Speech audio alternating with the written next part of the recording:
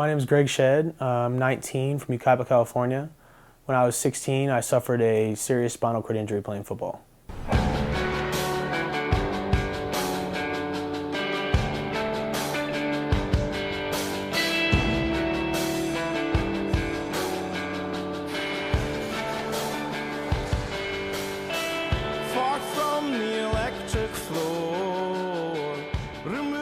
So I got started playing football when I was in 4th grade.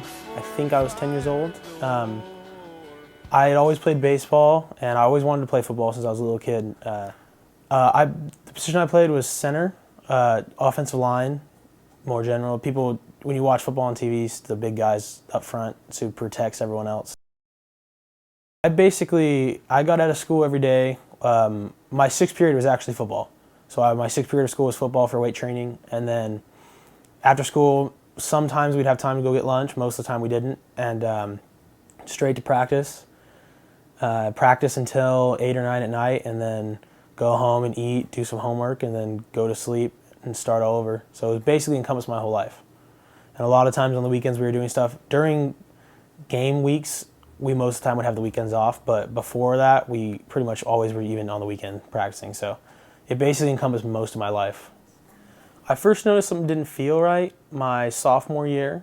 I was playing varsity, and in football it's called a stinger. I started to get stinger, and it's where you take a hit, just kind of any hit, and I would get like a tingling numbness down my arm, and it was really hot, like almost felt like hot needles poking into your arm. And it was something I've gotten multiple times playing football. It happens from time to time, and it's kind of shrugged off as not a big deal by football coaches.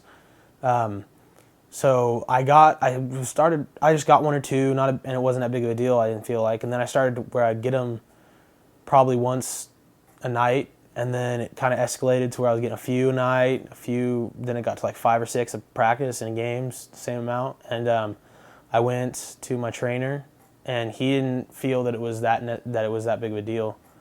So I kept playing, and then off season, I was working out, trying to get stronger for the next season, and my left side was significantly weaker. So I just kind of kept trying to work out because one of my coaches had said he had nerve damage, and he just worked out harder and it came back. So that's what I was trying to do, but it wasn't getting stronger. I actually noticed it was actually still getting weaker. So one time I looked at myself with my shirt off, and my left side was smaller than my right side. So then I really realized that there was something wrong. Yeah, I was really scared. I kind of, up until that point, didn't even think about it. I just thought it wasn't that big of a deal. And that's kind of the mentality in football is, if you can play through an injury, it's not a big deal. And in football, you get hurt so much that you kind of have to most of the time, or else you won't ever play.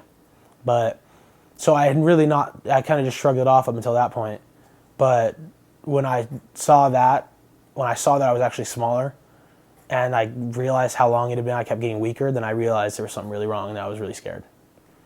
When I first noticed the weakness and the atrophy, I went straight to my mom. She's a nurse, and she'd actually been my nurse for football for a long time. And so I kind of learned, she was really protective of me, so I kind of learned to kind of keep things from her, just because she would always pull me out, and I thought for not a reason that wasn't really necessary to do that. So the first thing I did when I noticed that was go to her, because I knew she would know what to do. We called my doctor, we scheduled an appointment, she got us in within a few days, and we went to her, and she said it was kind of out of her league, so then she sent us to a sports medicine doctor.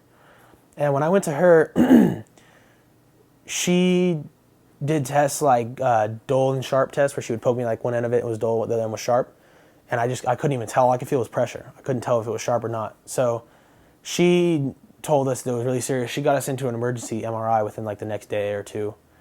And so I went to the MRI, and they only did about halfway down my back.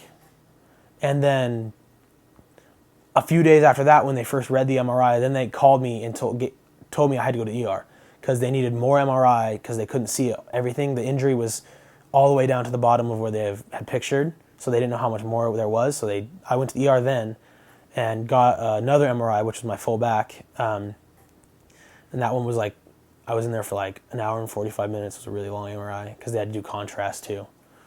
And then I went to the ER. When I was in the MRI, it was pretty terrible. I barely fit. I was like touching both sides, and so I had to go. It was about 45 minutes normal, and they pulled me out and put contrast another 45. And when I was in there, before I even got pulled out to do the contrast, I actually was fine at first, and then I kind of fell asleep. It makes these like weird noises, and like it kind of almost like lulled me to sleep.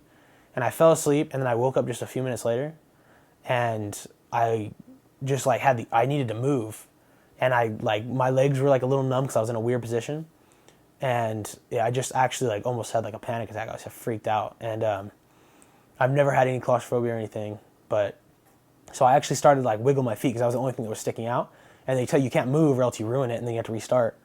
So I was like wiggling my feet, and I was really freaked out. I was like sweating, and the guy came over and told me I only had a few minutes left, so try to stick it out. So I did, and then they pulled me out, and then they gave me contrast, and I had to do it all again. And it was literally like the most awful thing. It was like one of the most awful experiences in my life. So that was terrible. And then ever since then, now they give me like a Valium before I go in so that I don't feel like I'm going to die. My spinal cord injury is called a syringohydromyelia. It's also called a syrinx. And what happened, we're not exactly sure what caused it as far as the swelling and where it all came from, but we know at some point swelling from the spinal cord trauma started to push down the center of my spinal cord. And as it pushed down, it pushed a little dead space in there and killed a lot of nerves. And that's what I was feeling as far as symptoms, was that happening. And it goes from C2 in my neck all the way to T12 in my lower back.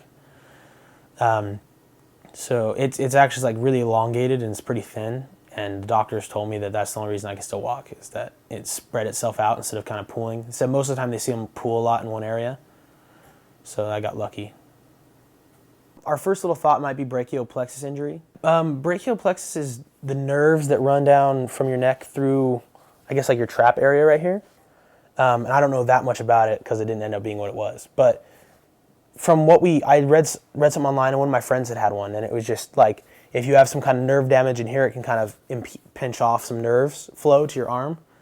And that's what we thought it was. I never realized or thought to think that it was my spinal cord. When I was on spinal rest, I was, like I said earlier, really just in a horrible, like really dark place. And I didn't see any light at the end. I didn't see any end to it. And I was so scared because I really had no information about what was going to happen to me, that I would just sit up at night and not be able to sleep. And I would just be so scared that I'd fall asleep. And a lot of times I'd wake up with like my hand being numb, which is normal for everybody sleeps on their hand and like wake up with it numb every once in a while. But when I'd wake up that way, I'd think I was paralyzed, and then I'd freak out. So I had a lot of trouble sleeping. I was really scared. So a lot of time my mom would have to sit up with me and talk to me and try to calm me down. And like I said, I really just, for a few years of my life, I just felt, nothing felt quite right. And I was just depressed really. And I didn't, like I said, I saw no light at the end. I saw no, until, like I said, just kind of one day I realized that's not my life. That was just something I did. It was a sport I played. And I'm not enjoying my life because of it. And that I finally realized I needed to move on, and I needed to get looking forward. And when I started looking forward and looking at what I can do and what I can do in my future, is when I really finally just didn't feel so depressed and so sad anymore. I just finally felt like happy and good, and like you should. My experience in the emergency room was not a good one. When I came out of MRI, I was already not in a good mood because that was really hard.